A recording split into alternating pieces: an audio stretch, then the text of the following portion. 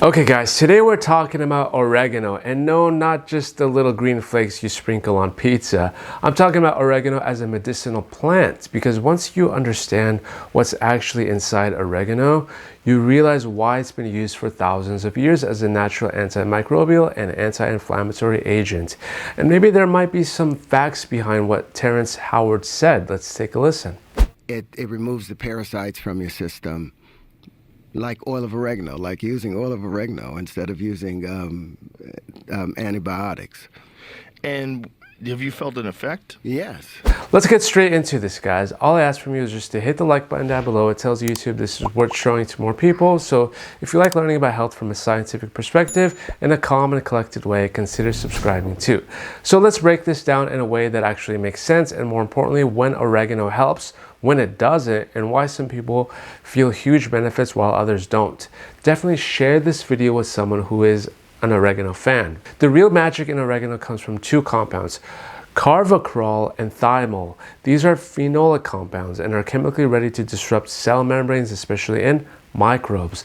Also, oregano leaves and flowers contain more than 60 identified constituents, including other polyphenols, flavonoids, monoterpenoids, monoterpenes, and several volatile oils. But the carvacrol and the thymol take the cake. And this is important because bacteria, viruses, and even fungi all rely on intact membranes to survive. When compounds like carvacrol damage those membranes, the organism literally can't maintain its internal balance anymore. It leaks, collapses, and is destroyed off. That's why oregano doesn't just slow microbes, it can actively destroy or suppress them depending on the dose and the organism, of course. Let's start with oregano as an antibacterial agent. Okay, this is where oregano shines the most. Carvacrol has been shown in multiple studies to be effective against E. coli, Salmonella, Staphylococcus aureus, Clostridium, and even some antibiotic-resistant strains. Mechanistically, oregano doesn't work like antibiotics. Antibiotics usually target a single bacterial pathway, which is why resistance develops. Oregano compounds, on the other hand, attack the bacterial membrane itself, which is much harder for bacteria to adapt to. That's why oregano oil is often talked about in the context of gut dysbiosis, SIBO, and some foodborne pathogens. Now, a very important caveat, oregano doesn't discriminate. It can affect good bacteria too, which is why dosing and duration matter. Now, quick reality check, and this is important. Most of the research on oregano and oregano oil comes from test tube and lab studies like these here, where they use very concentrated amounts of the herb. The videos on YouTube you've probably watched before, this one probably failed to mention that, and I'm not here to burst your bubble, but this just means we can't automatically assume these effects happen the same way in the human body. So while the mechanisms are promising and biologically plausible, more human studies are needed before this can be considered a proven treatment. But on the flip side, guys, of that argument, it's funny how we always need more human studies, and the studies are always lacking when it comes to medicinal herbs. But that's a conversation can be had in another video. Now let's move on to oregano versus viruses. Viruses are trickier than bacteria, but oregano still has some impressive data here. Certain viruses are enveloped viruses, meaning they're wrapped in a fatty lipid layer. Carvacrol and thymol can still disrupt that lipid envelope, making it harder for the virus to attach to and enter human cells. That's why oregano has been studied in relation to viruses like influenza, norovirus, and some herpes family viruses. Now let me be very clear. Oregano is not an antiviral drug, and it's not a miracle, but it may reduce viral replication and shorten duration, especially when used early. Think of oregano here as a supportive pressure on the virus, not a silver bullet. The studies on that are these ones here. Oregano and inflammation. Here's the part people don't talk about enough. Oregano is anti-inflammatory, and that matters way beyond infections.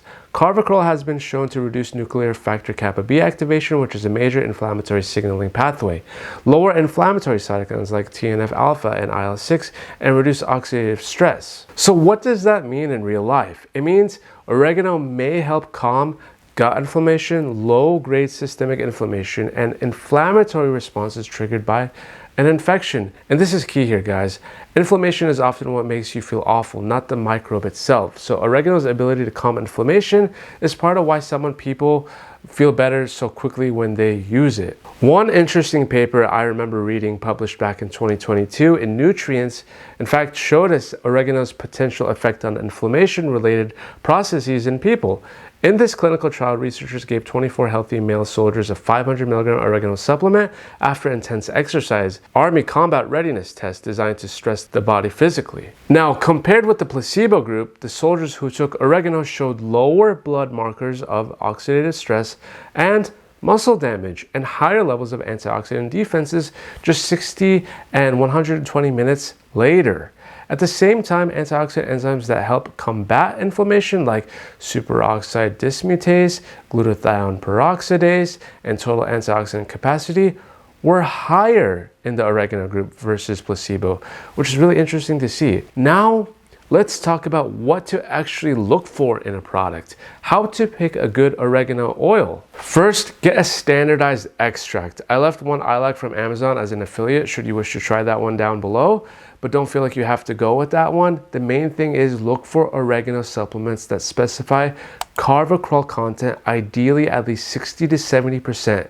This is the compound most linked to antibacterial and anti-inflammatory effects. Second, look for quality and purity. Choose products from reputable brands that do third-party testing for heavy metals, pesticides, and contaminants. And make sure it's organic. Form matters too, guys. Oregano comes as capsules, liquid extracts, or essential oils.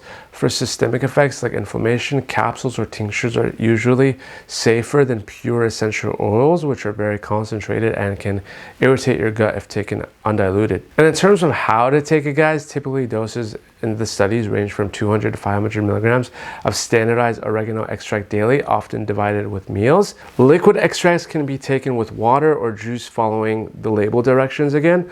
Always follow the concentration specified by the manufacturer, and a good rule of thumb is to start with a lower dose to test tolerance, then increase that if it's needed. And as far as when to expect results, guys, don't expect overnight changes. Even in the study with soldiers, markers of oxidative stress improved within hours, but these were acute exercise-induced stress markers. For general inflammation, gut support, or immune modulation, you're likely looking at weeks to months of consistent use before noticing meaningful effects. And remember, oregano is not a replacement for medications. It's a supportive supplement that may help reduce oxidative stress and support healthy inflammatory responses over time. Don't discontinue any of your medicines without your doctor's approval. And guys, if you found this video helpful, hit that like button. It really helps me make more science-backed content for you guys. And subscribe if you haven't already. And let me know in the comments, have you tried oregano supplements? Did you notice any changes? I'd love to hear your experiences. Thanks for watching, guys, and I'll see you on the next one.